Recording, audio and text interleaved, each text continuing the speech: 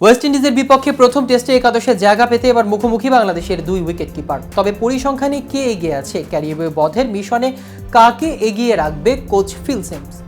লিটন দাসের একাদশে থাকাটা নিশ্চয়ই, কিন্তু ওয়েস্ট ইন্ডিজের বিপক্ষে দলে আছেন আরও দুই wicket keeper batsman, Jaker Ali ও মাহিদুল ইসলাম। এই দুজনের মধ্যে অ্যান্টিগা টেস্টের জায়গা পেতে পারেন যে কোনো একজন। সেদিক থেকে দুজনের মধ্যে প্রতিদ্বন্দ্বিতা চলছে বলাই যায়। তবে একাদশে জায়গা পেতে এগিয়ে থাকবে কে, কি বলেছে পরিসংখ্যান, তা নিয়ে বিস্তারিত থাকছে আজকের প্রতিবেদনের বাকি অংশে। কেটিভি ক্রিকেট চ্যানেল থেকে আপনাদের সাথে আছি আমি মাহমুদুর রহমান সিয়াম। একাদশে জায়গা পেতে লড়াই করা এই দুই উইকেট কিপারকে মুখোমুখি দাঁড় করিয়েছেন বিসিবি। সোশ্যাল মিডিয়ায় বিসিবির অফিসিয়াল পেজে প্রকাশিত ভিডিওতে একে অন্যের সাক্ষাৎকার নিয়েছেন জাকির মাইদুল। জাকির মাইদুল দুজনেই টেস্ট অভিষেকের সর্বশেষ দক্ষিণ আফ্রিকা সিরিজে ঢাকা টেস্টের অভিষেক হয়েছিল জাকিরের, যে ম্যাচে প্রথম ইনিংসে 2 রানে আউট হলেও দ্বিতীয় ইনিংসে করেছিলেন দলের দ্বিতীয় সর্বোচ্চ 58 রান।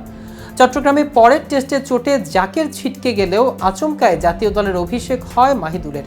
প্রথম ইনিংসে 0 রানে আউট হলেও দ্বিতীয় ইনিংসে করেন 29 রান।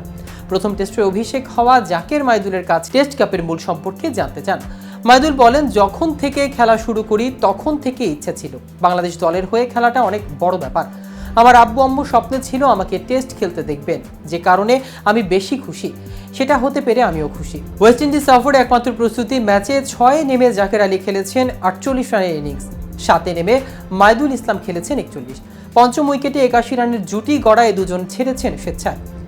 মাহিদুল জাকেরের কাছে জানতে চেয়েছিলেন তার 48 রানের ইনিংস নিয়ে কি পরিকল্পনা ব্যাটিং করেছেন জাকের। এ বিষয়ে তিনি বলেন, এখানে কন্ডিশন আমাদের জন্য নতুন।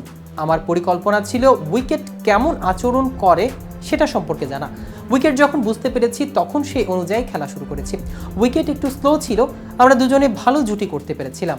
আমার মনে হয় এখানে পরিকল্পনা করে খেলা, পরিস্থিতি যা চায় সে অনুযায়ী খেলতে হবে। এখানে বেশি সুইং থাকে, এর জন্য আগে থেকেই প্রস্তুতি ছিল, সেটা কাজে লাগানোর চেষ্টা করেছি। এদিকে বাঁহাতি স্পিনার হাসান মুরাদের হ্যাটট্রিকে ওয়েস্ট ইন্ডিজের সফরে টেস্ট সিরিজের আগে একমাত্র প্রস্তুতি ম্যাচে ব্যাট বল হাতে ভালোভাবেই নিজেদের ঝালিয়ে নিয়েছেন বাংলাদেশ ক্রিকেট দল।